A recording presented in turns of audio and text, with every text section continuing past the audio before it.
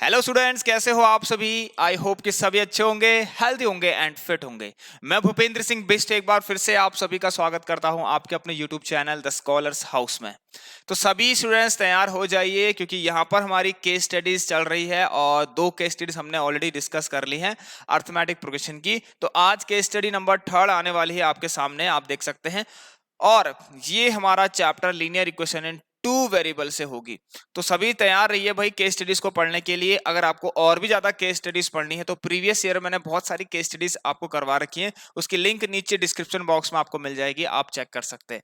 Students, आप सभी जितने भी यहाँ आज पहली बार विजिट हुए हमारे इस चैनल पर, एक बार सभी स्टूडेंट्स व्हाट्सएप और टेलीग्राम ग्रुप को ज्वाइन कर लें, उसकी लिंक आपको नीचे डिस्क्रिप्शन बॉक्स में दे रखी है। चलिए भाई, सो क्लास स्टार्ट करने से पहले आप सभी स्टूडेंट्स जो पहली बार हमारे इस चैनल से जुड़ा हुआ है, एक बार चैनल को सब्सक्राइब भी कर लें एंड बेल आइकन को भी प्रेस कर लेना। तो चलिए आइए देखते हैं क्या लिखा गया है केस स्टडी नंबर 12 पे। Noori went to a sale to purchase some pants and skirts, alright. When her friend asked her how many of each she had bought, तो उसने आंसर दिया the number of skirt is 18 more than twice the number of pants purchased। तो linear equation in 2 variable का question है, obviously यहाँ पर system of equation बनने वाला है, मतलब 2 इक्वेशंस तो यहाँ पर बनने वाले हैं। तो सिंपल सी मीनिंग इसकी कि नूरी किसी सेल पर गई और उसने वहां पैंट्स और कुछ शर्ट खरीदे। अब हमें ये नहीं पता कि कितने पैंट्स खरीदे और कितने शर्ट्स खरीदे, तो आइए सबसे पहले कंसिडर ही कर लेते हैं। राइट, ये केस स्टडी आपकी 3rd है, ठीक है, ठीक है। केस स्टडी 3rd हम डिस्कस कर रहे हैं। आइए तो देखते हैं। लेट द, मान लेते हैं number of pants she purchased, उन्होंने कितनी परचेज करी लिख लेते हैं भाई, थोड़ा सा बड़ा कर लेते हैं इसको, ठीक है। Let the number of pants she purchased, let the number of pants she purchased,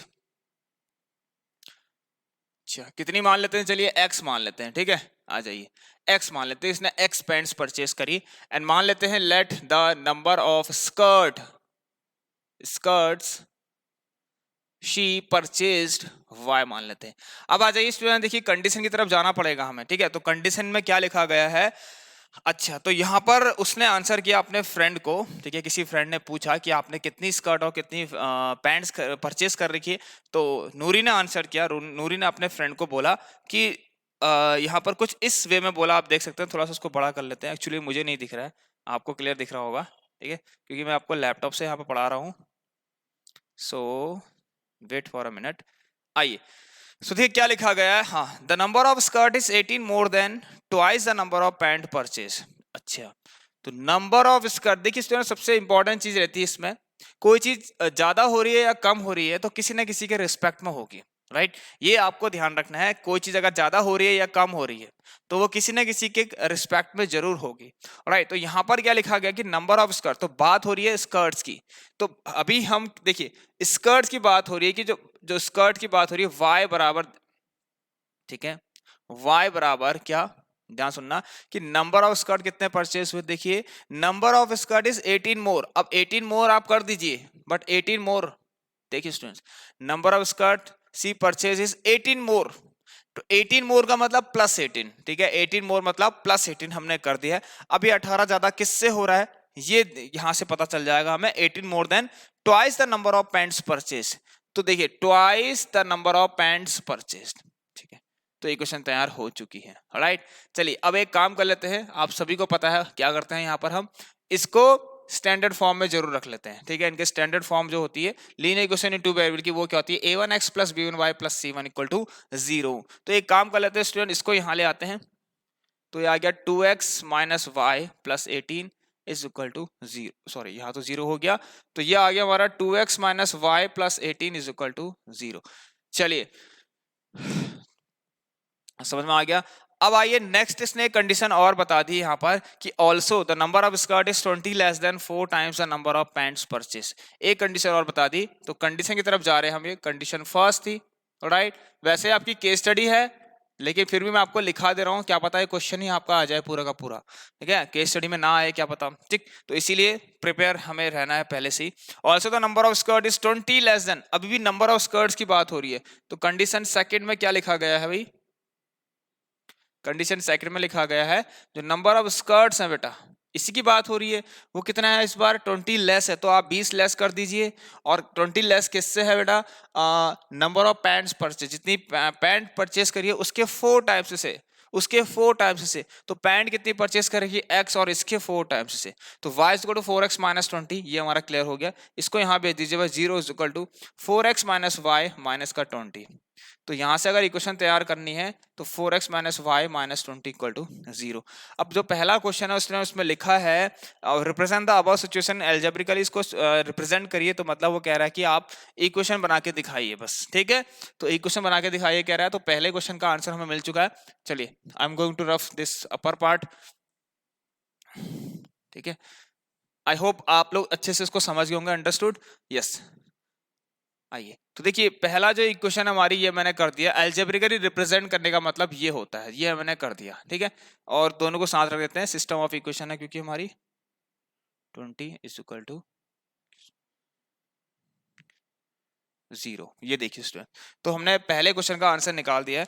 अब बहुत अच्छा क्वेश्चन है, check whether the above equation formed is consistent और नॉट, कि ये जो इक्वेशन फॉर्म हुई है क्या ये कंसिस्टेंट है या नहीं है। ये मैंने आपको बहुत अच्छे से पढ़ा रखा है लीनियर इक्वेशन इन 2 वेरिएबल के चैप्टर में, बहुत ईजी कॉन्सेप्ट है, कैसे पता लगेगा कंसिस्टेंट है या नहीं है। देखिए दो system of equations are consistent which has at least one solution, जिसके पास कम से कम एक सॉल्यूशन होना चाहिए।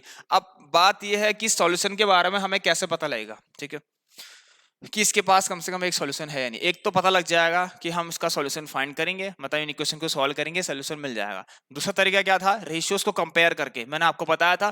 तो यहां पर आप देखिए स्टूडेंट्स, तो हम सेकंड क्वेश्चन का अगर आंसर दें तो a1 upon a2 is equal to, अच्छा चेक करें यहां से a1 बाई a2 कितना है, देखिए स्टूडेंट्स 2/4 है।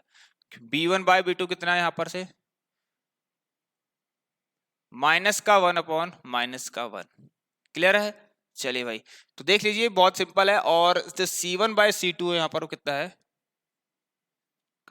18 अपॉन माइनस का 20, क्योंकि जनरल फॉर्म जो स्टैंडर्ड फॉर्म होती है उसमें बीच में सब जगह प्लस होता है, तो y का कोएफिशिएंट यहाँ पर -1 है, इस वाले इक्वेशन में y का कोएफिशिएंट भी -1 है, दोनों जगह पर -1 है। अब एक काम करते हैं, कंपेयर करते हैं, a1 अपॉन a2 जो आपको दिख रहा है स्टूडेंट्स वो कितना दिख रहा है 1/2, एंड b1 बाई b2 आपको कितना दिख रहा है 1 दिख रहा है।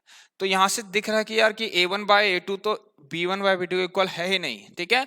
इफ इट्स नॉट इक्वल तो ठीक है, हमारे पास ये दो स्टार्टिंग दो रेशियोज थे वो इक्वल नहीं। अगर ये इक्वल नहीं है तो इट मींस हमें पता लग गया कि it has exactly one solution. तो ये मैंने आपको बताया था। अब इसके पास एक सॉल्यूशन है, अगर इसके पास एक सॉल्यूशन है इट मींस इट इज, ये क्या है, एक ये कंसिस्टेंट है।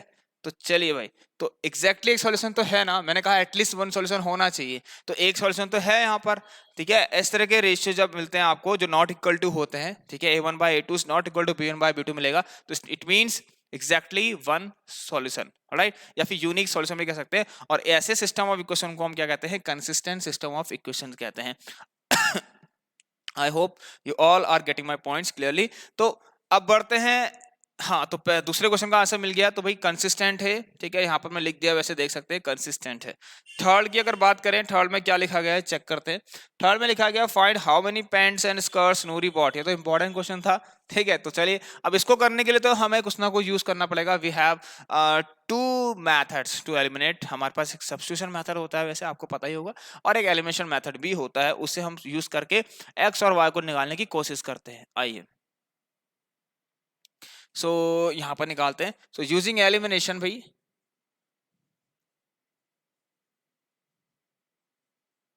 यूजिंग एलिमिनेशन मेथड से हम क्या करेंगे,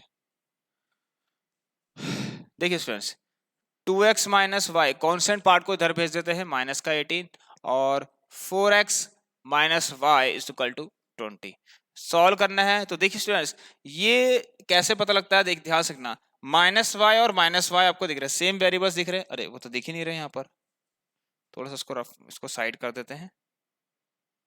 आप देख रहे थे, ठीक है, माइनस वाई और माइनस वाई। अब ये माइनस वाई देखिए स्टूडेंट्स, ये दोनों कब कटेगा?